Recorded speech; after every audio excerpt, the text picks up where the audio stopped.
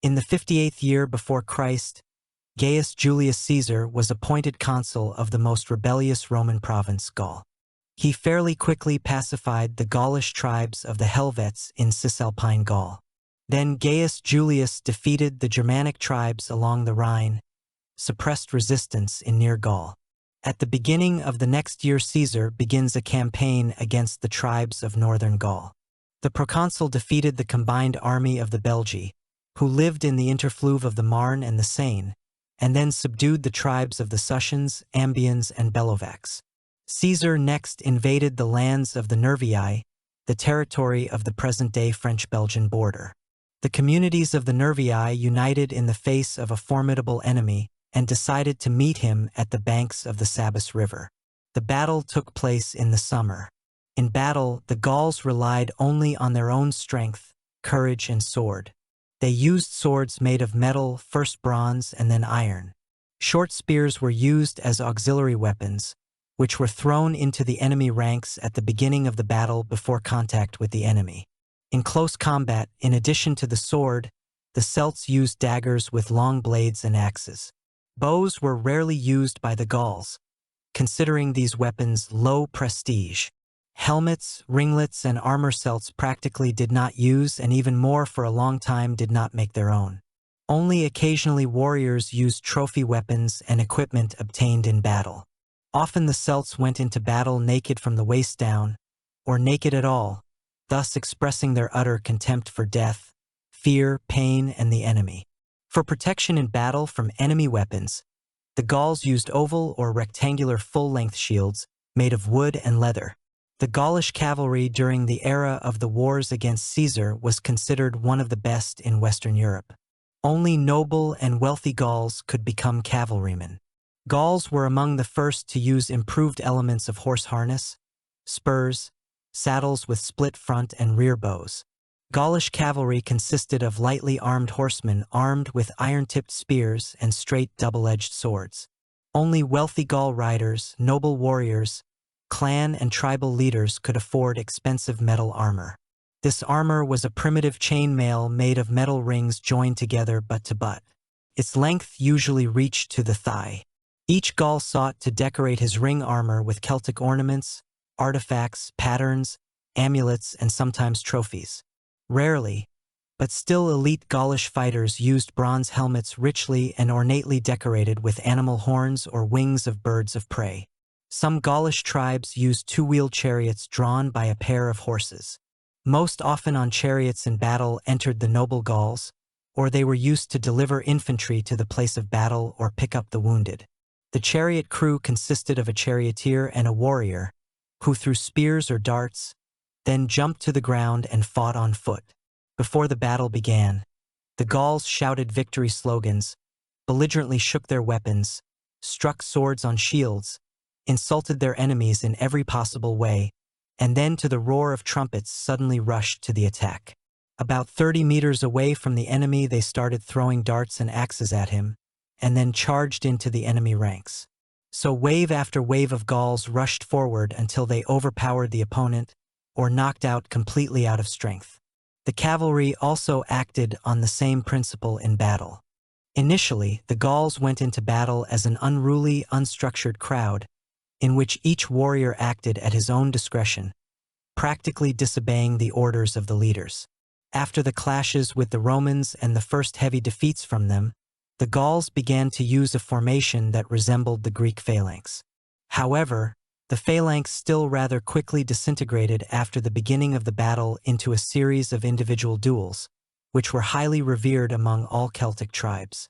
In battle, the Gauls raised their swords above their heads, spinning them frantically, and then brought their weapons down upon the enemy, slashing him, shattering him and his armor.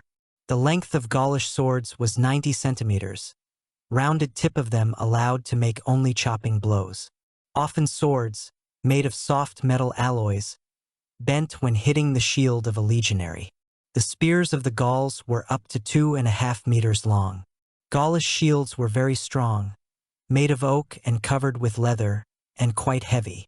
Many Gauls used bronze helmets captured as trophies on the battlefields. Only the most noble and wealthy Gaulish warriors and leaders wore trophy Roman armor. Having reached the left bank of Sabis, the cautious Caesar sent forward a reconnaissance to search for fords convenient for making a crossing. Such a place was found. At the place of narrowing the channel on both banks rose hills, and the hill on the opposite bank was covered with dense coniferous forest. It was there that the main forces of the Nervians had taken refuge. Around the hill harnessed mounted troopers Belgae. Gaius Julius decided to start building a camp on the right bank of the river, and his own cavalry and light infantry transferred to the enemy territory to clear it from the Belgian cavalry. Allied to the Romans, Gaulish and Numidian horsemen unexpectedly easily drove away the advanced cavalry detachments Nervii. This circumstance changed Caesar's plans. He ordered all his forces across the Sabis to camp on a wooded hill. Caesar's army waded across the waters of the Sabis and headed for the hill. At this point, the legions were suddenly subjected to a swift attack by the Nervii that struck from an ambush located in a dense thicket. Caesar, along with the cavalry, was in the vanguard, followed by 6 legions, behind them the transport. Consul was not confused on his order. Legions put up barriers, began to build a fortified camp. Caesar himself with cavalry and archers held back the onslaught of the enemy. Romans are not bad defense. Nerves attacked too sumptuously and excessively reckless. Caesar did not allow his riders to pursue the enemy, fearing a false retreat and subsequent defeat.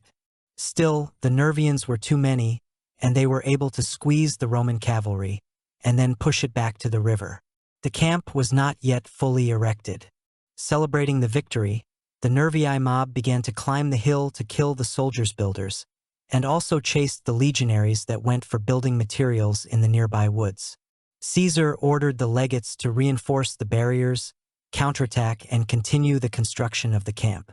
The proconsul himself hurried to the 10th Legion, the pride and elite of his army. The counterattack allowed the Romans to push back the Nervii and regroup. Caesar's positions stretched along the hills. Legions had to occupy a circular defense on the hills, fighting alone and at a considerable distance from each other. Especially stubborn battle raged on the positions of the 9th and 10th legions, which formed the left Roman flank. Nervii stormed his uplands continuously. Wounded and exhausted from fatigue, the Romans barely contained this frenzied onslaught. Caesar was here in the most difficult moment of the battle, and then hurried to other dangerous areas. The soldiers of the other legions, fighting in the center, successfully repulsed the Nervii and recklessly abandoned their positions, carried away in pursuit of the enemy. The barbarians were utterly defeated and thrown into the river. At this time, however, on the right flank, the legions were attacked on all sides by the main forces of the Nervii, led by their leader Boduognathus. Part of the Nervii broke into the camp. Another detachment of barbarians attacked the convoy. Gauls allied to Rome fled rapidly away.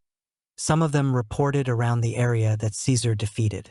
The Roman cavalry and light infantry could not come to the aid of the legions, as they were constantly attacked by mobs of mounted and footed Nervii.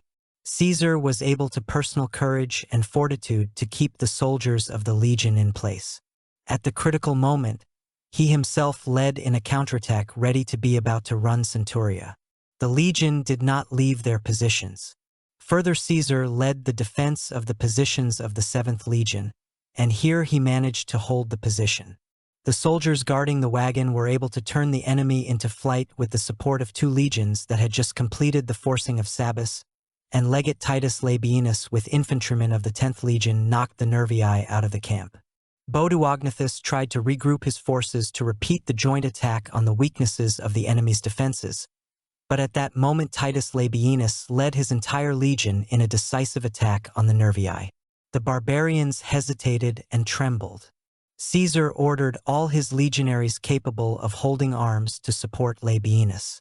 The decisive joint attack of the Romans led to the wholesale flight of the Nervii. They were overtaken, chopped, stabbed, trampled by horses, drowned in the river. According to Caesar's fame, only 500 of the enemy survived out of the whole army. This is, of course, a clear exaggeration, But the Nervii lost at least 15,000 people killed and wounded, the rest scattered around or captured. Roman losses are not specified, but, given the intensity of the battle and its dynamics, we can assume that Caesar lost at least 1,000 men killed and wounded. Part of his allies, Gauls, Numidians, Trevera, escaped and scattered around during the battle, considering it lost. After the victory on the coast of Sabus, Romans defeated the allies of the Nervians, Aduatuci, seized their capital and converted into slavery thousands of people. The surviving Nervii scattered to distant forests. As Caesar recorded, not only the tribe itself, but also the name of Nervii was destroyed. The company of those years in Gaul was victoriously completed, which Caesar embellished and pompously reported to Rome. In honor of the successes of Gaius Julius in the Eternal City, were held 15 days of celebrations.